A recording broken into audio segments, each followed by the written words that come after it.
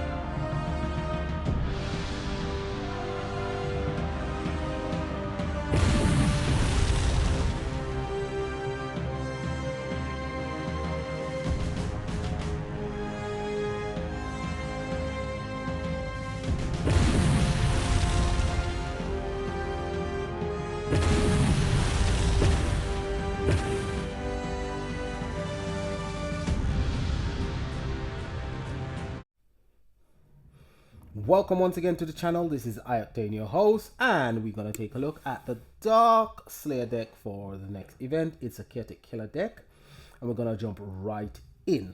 Now, I had a request from one of my subscriber.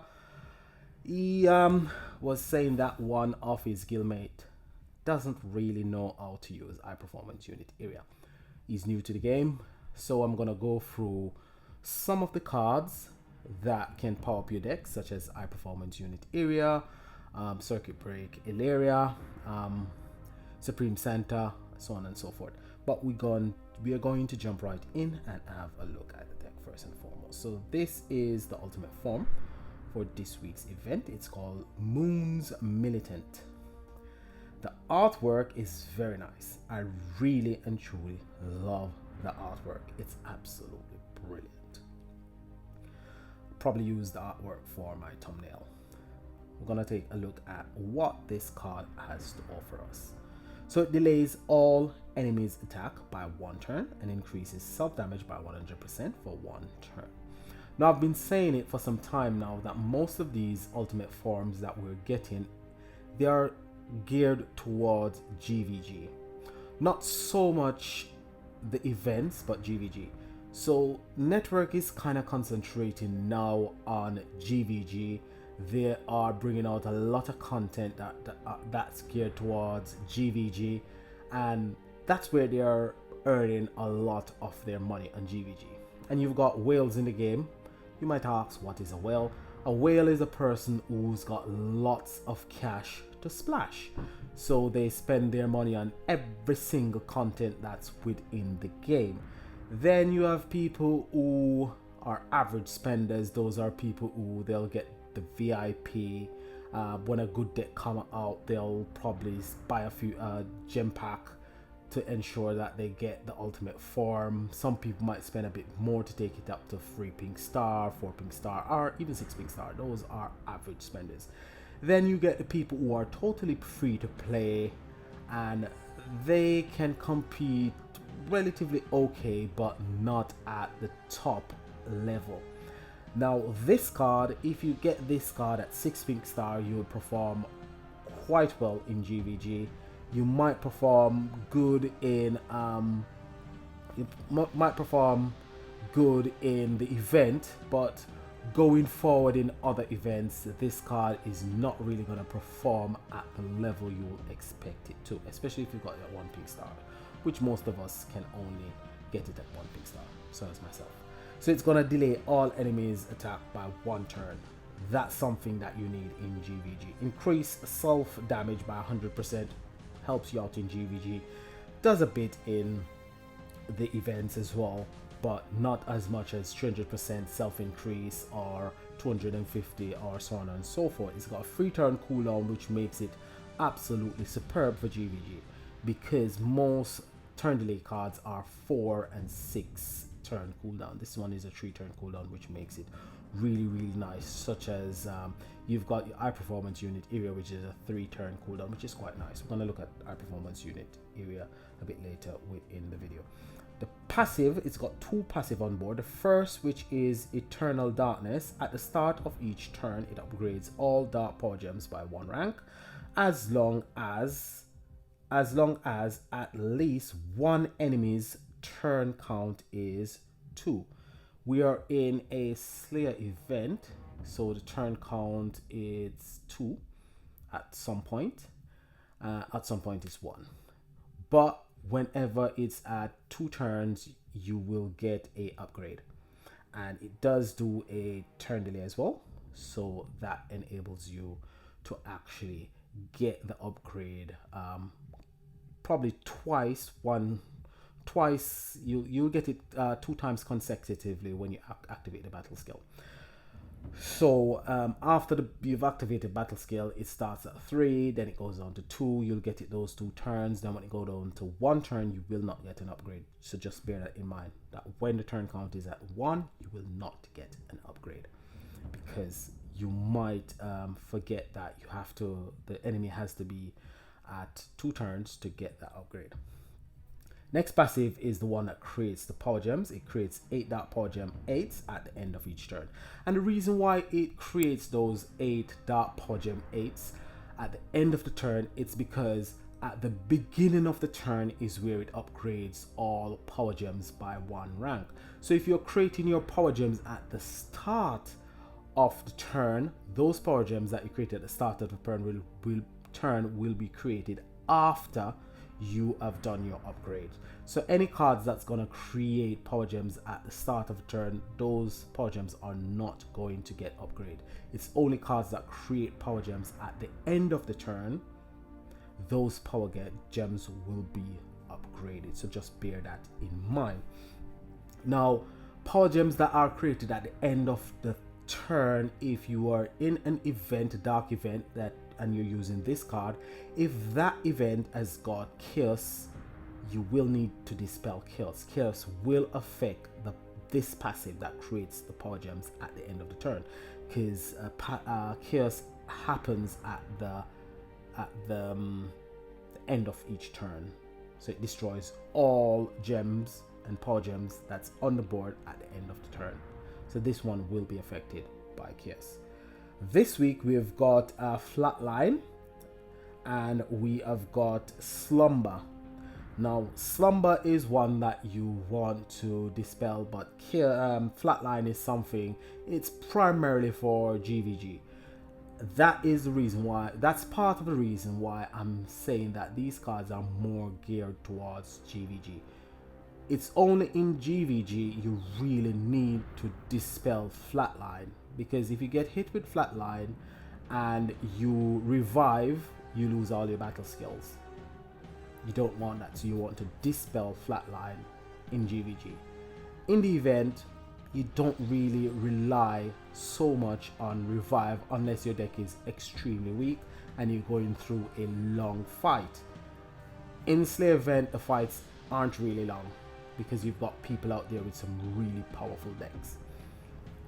So that is your ultimate form for this week. I really like the artwork. The next card up is a Master Collection card, Fernry Shadowlight, and this one is the one that's going to increase its self damage for 1 turn and create your 8 dark power gem 8s. So this one, if you use it as a main damage dealer, you're not gonna be somebody that's in the Legend League or the Emperor League. You're gonna be somebody in the lower leagues, because this card is not gonna really do a ton load of damage.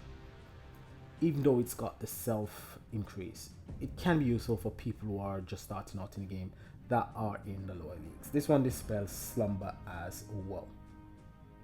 Next card up is your ultra rare, and your ultra rare is the one that's going to do the turn delay, and at the start of each turn it's going to upgrade all dark power gems on the board as long as the enemy turn count is 2 or higher. So if the enemy turn count is at 4, for 3 turns you'll do upgrades, and for 1 turn you won't do any upgrade. This one is the one that's going to dispel Flatline. Now I like the main hero. The main hero is quite nice, and the reason why I'm saying it's quite nice, for people who are starting out in the game who can go up to tier 4 and they get the main hero, the main hero is usable. The main hero increases self damage by 50% for 1 turn. It's got a 3 turn cooldown, and it creates 4 dark power gem 5s at the end of each turn. Quite usable, quite nice. Kind of like what I'm seeing on the supporting cards and the main hero nowadays. Main heroes are getting better, the supporting cards are getting better. The supporting card creates 6 dark power gem 1s, and it heals for 4000% of hero recovery. Now I'm starting to like the support cards. I don't really use the supporting cards, but I like to see the improvement that's been made to the supporting cards. Really, really nice.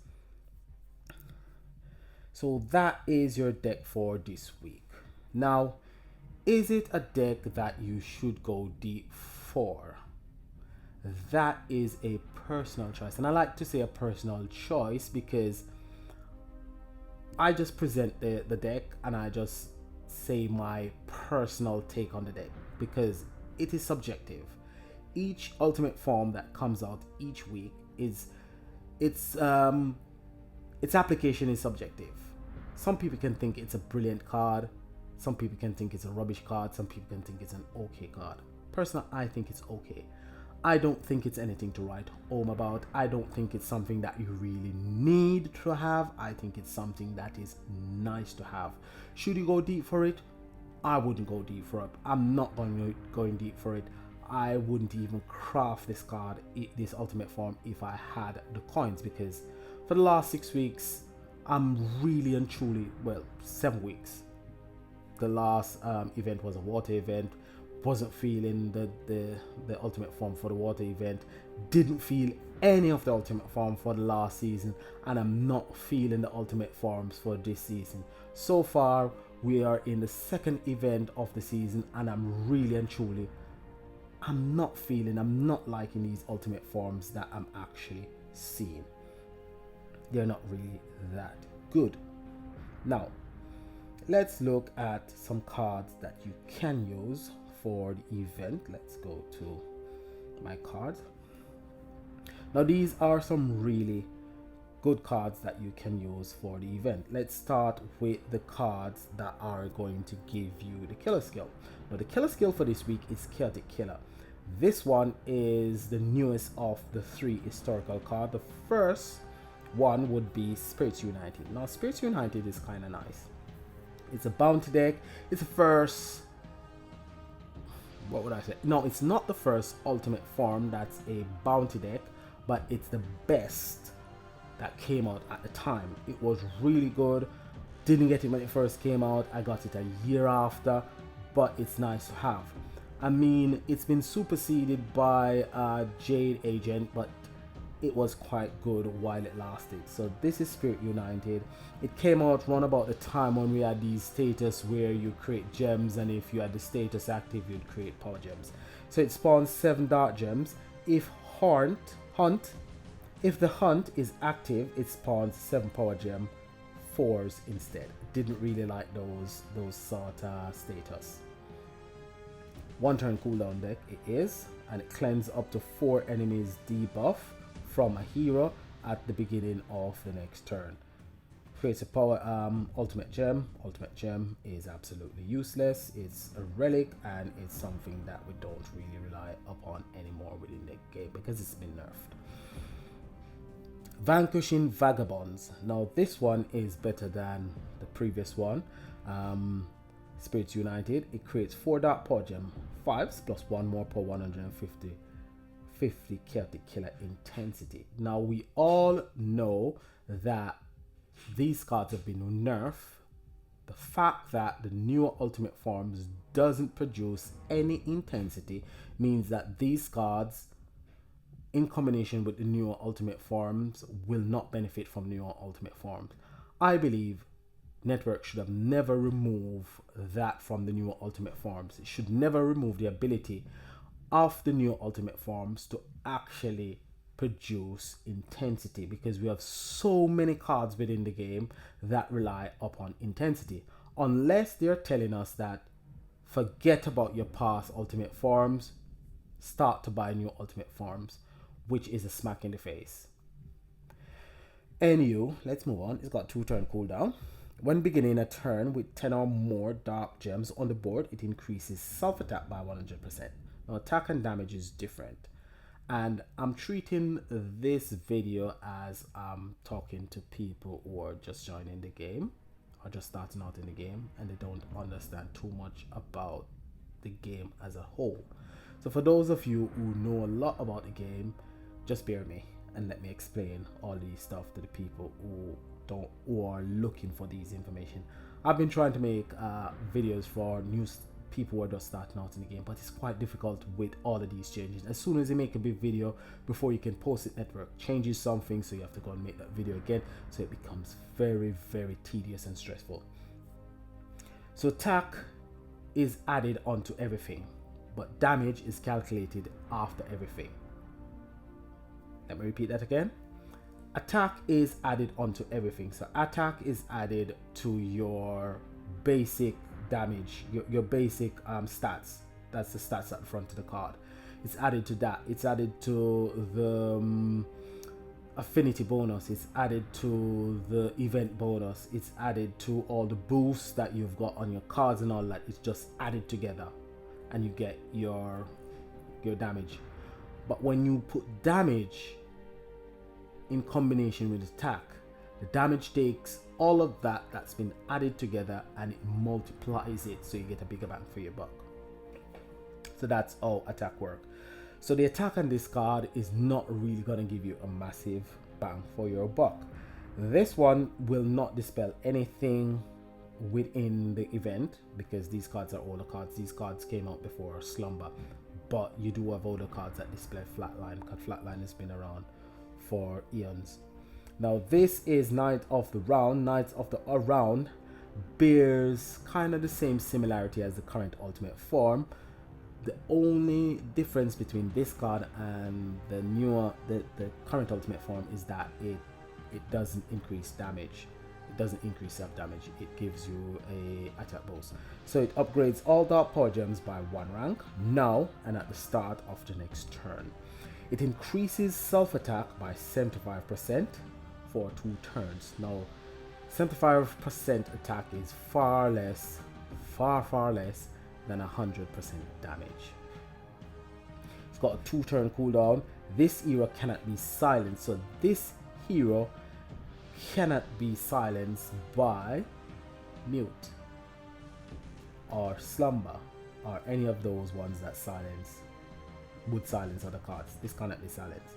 This one creates 4 dark power gem 7s on attack plus 1 more for each battle skill that was activated this turn. So every battle skill that was activated, you've got 5 cards on the board, you activate 5 battle skills, that's 5 extra power gems you'll get, plus the 4, so you get 9 power gems. So this card creates 9 power gems.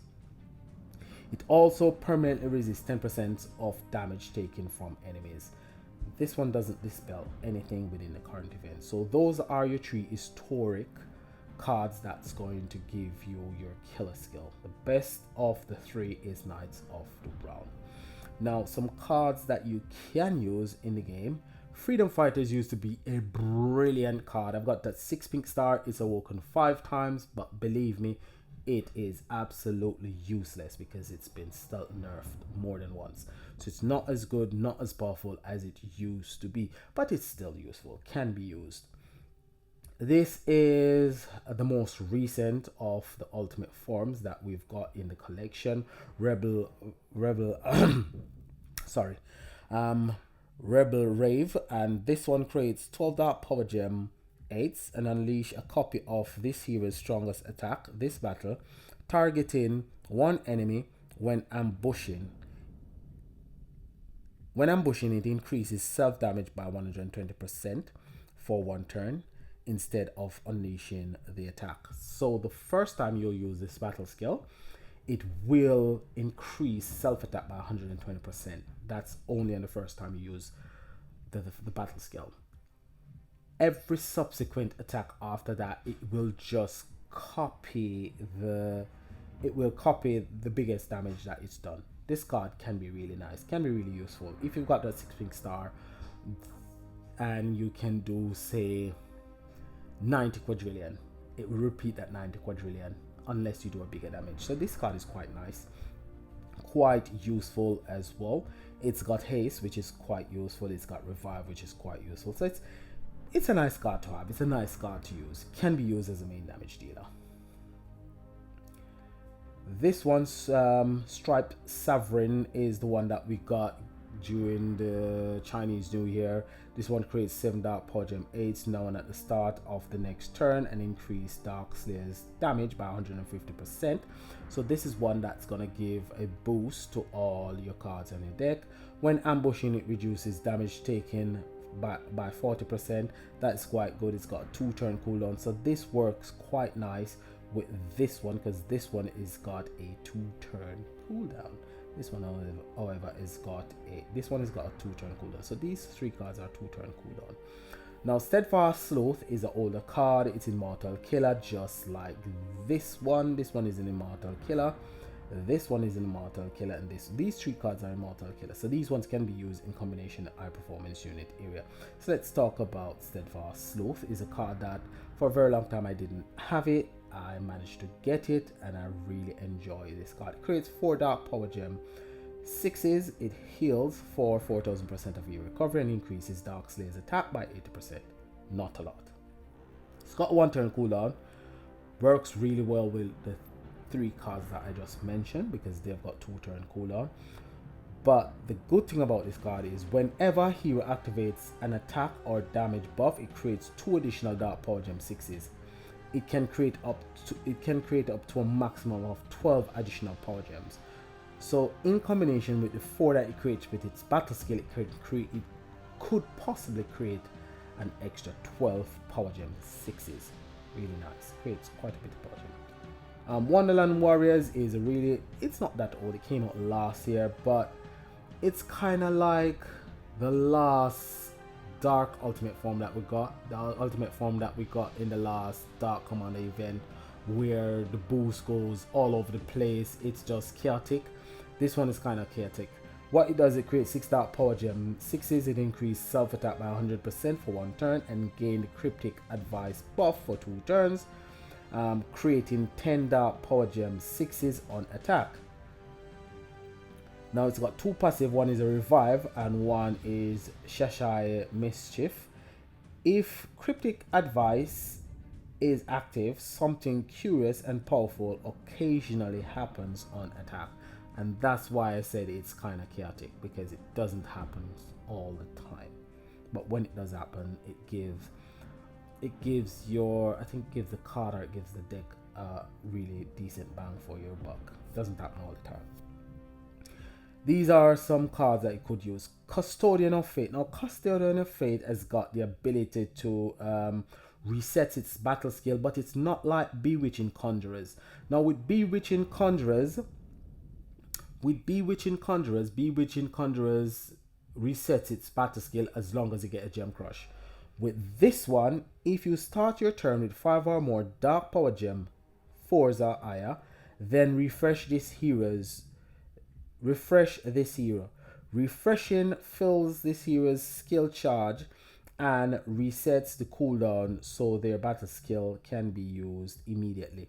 What that means is that if you start the turn with 5 or more power gems on the board, power gem 4s or higher on the board, it refreshes the battle skill of this card, but not on that turn. It refreshes it on the following turn. So it's not like Bewitching Conjurers.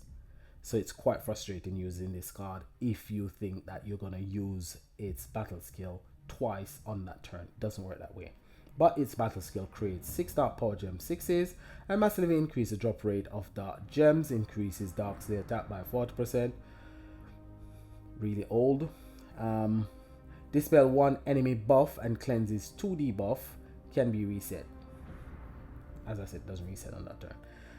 Kitchen Magician can reset their battle skill.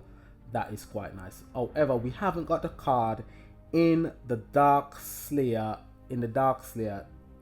realm where you can apply a damage boost twice to a card. We've only got it in the Light and the Fire, I think. Yeah, Light and Fire we've got it in, but there's none in the Dark realm, because this will work really well with a card that's going to give you 250 or 300% damage increase twice. This would work quite well with it. Now let's talk about some booster card. Metaverse Master. Metaverse Master needs no introduction, but I'm going to go to Metaverse Master's battle skill for those of you out there who are not really versed in the cards that give you a boost. So Metaverse Master came out last year during the anniversary, during the game's anniversary. So every year we have an anniversary celebration for the game. The game is about 5 years old. Came out in, I think, 2017. I started in 2018, and we have a anniversary every year. This is the anniversary deck, Metaverse Master, which is really good. Has been a staple of every single deck ever since it came out. It converts all power gems to dark, creates 10 dark power gem 7s, give the next hero to use their battle skill 150% damage boost. Any card, doesn't matter. And you can actually statless, can use it twice in a turn, as long as you do it right. It's got the passive ability that creates rainbows on the gem, rainbow gems on the board every 5 turns. That can be quite nice. It reduces damage, and it's got haste. Haste is really good, especially for this card. Makes this card really usable. Brilliant card. High performance unit area. So let's talk about high performance unit area for the person who doesn't understand how to use high performance unit area. As I said, it's one of my subscribers asked me to explain it for his new guildmate. So it becomes immune to damage for 1 turn. That means when you activate the battle skill, it is immune, so it takes the hit, you don't take any damage. If hit by an enemy's attack while immune, so when you activate the battle skill and you're immune, if you get hit, this is what happens. Now, what activates everything that comes after is the fact that you have been hit by the enemy. It heals for 5000% of hero recovery, which means if you're hit with toxin, it affects the battle skill of this card. And cleanses all debuff affecting your team. So all debuff, it doesn't matter if your team is each card on your team is affected by 50 debuff. This will remove every single debuff. But if there's a debuff on this card that affects this card, the debuffs that affects this card, it's toxin and weaken. Mute affects it as well. So mute, toxin, and weaken. Before, when it just came out, we didn't have mute, but now we have mute, so it's affected by mute. The last event we had mute, and I was using this card. I had to wait on mute to actually go away before I could use this card. But if I activate the battle skill and the following turn I get hit by toxin, mute, or weaken, it will dispel it. So it's a really brilliant card. If attack while immune, it gains the supercharge. Now this is a status that you're going to get that's going to give you the boost, supercharge.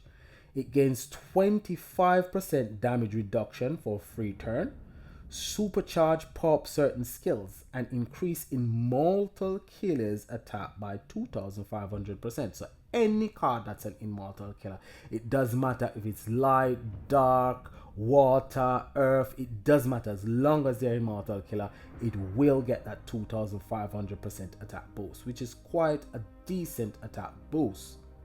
Had this to a deck that's gonna get a damage increase. It makes it a really potent deck. So that is high performance unit area in a nutshell. A really decent card. It's been going now for the last 2 years and still a card that is really usable. Headstrong Siren is a card that's gonna pop chaotic killer cards. It's a chaotic killer deck. Even though it's dark, this one will work quite well with that deck as well. This one will destroy all non-water gems on the board. No, 8. Sorry, not all. It only destroys 8, but destroys more as intensity increase.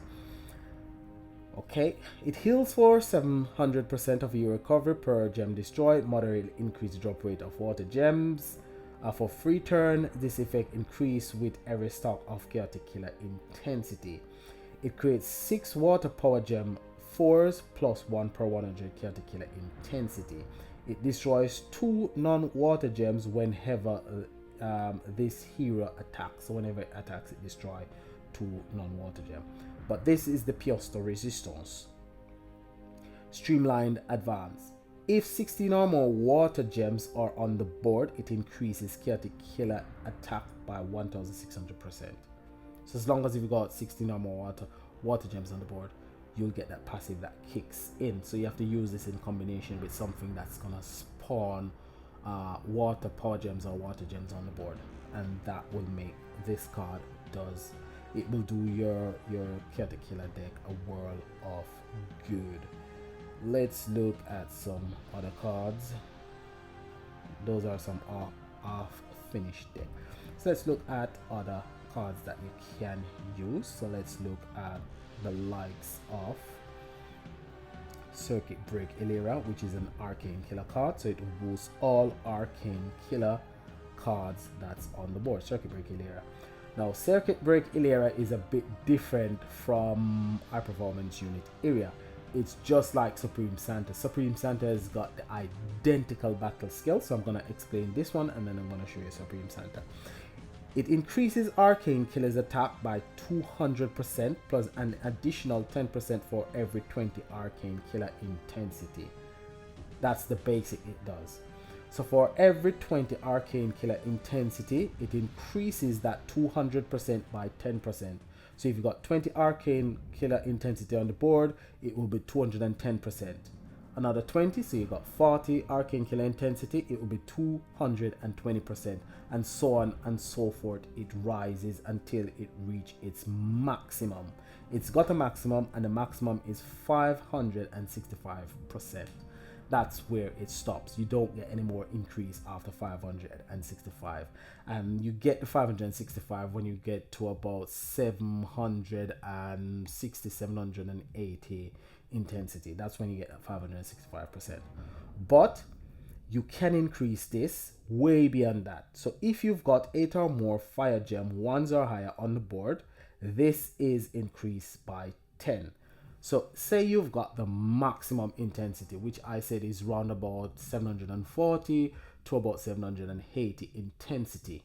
If you've got 8 or more fire power gem on the 8 or more fire power gem 1s or higher on the board, it will multiply this by 10, giving you a whopping 5,650. That is much more attack increase than our performance unit area. So this is a massive increase. However, in a Slayer event, unless you've locked the boss, you probably won't get up to that high intensity. Again, the current ultimate forms does not generate intensity anymore. So this card, alongside Supreme Santa, has been nerfed. If you see what I'm saying, stealth nerf. That is what I call a stealth nerf. So this is a really good card to use. Really good card to use. So let's look at the its water counterpart, which is none other than Supreme Santa. Let's find Supreme Santa. This card. So Supreme Santa does the same thing. It's just that it's a water commander card. Does the same thing. So those are two really decent cards to use. You've got your Arcane Killer, which is an Earth. in the form of none other than the Jailers. Now, the Jailers does something different. The Jailers, to actually tap into its ability to increase Arcane Killer's attack by 1200%, you have to do a turn delay. Now, if you can do up to 5 turn delay, it stacks. So it's 5 times that. So you can get 6000% increase. So this one is quite nice. Again, these cards have been nerfed. They're not as powerful as they used to be. So those are some of the booster cards that you've got within the game. There's other cards within the game that you can use in various ways. There is decks as well that it crosses over. So you've got some deck that crosses over from Slayer into Commander, and it works really well in Commander, and it works really well in Slayer. You've got some that crosses over from Water to Dark, from Dark to Light, and so on and so forth. Some really good decks out there. Not gonna go into those decks today. I just wanted to talk about the newer deck, talk about some of the cards, and basically educate the guys who are just starting out in the game about some of the booster cards that we've got in the game. So that is your deck for this week. That is your ultimate form for this week. This is iOctane, and if you haven't subscribed, please do subscribe. I'm working on a lot of content, but it's difficult because I do work. This is not what I do for a living. I work for a living. This is just something that I do in my spare time. I'm playing a few games. One of the games that I'm playing is a new game that released on the 2nd of June. It's called Diablo Immortal. Diablo is a game that used to be on PC. Now it is on mobile device. It's really good. There's a few other games that I'm playing. I'm doing videos on it.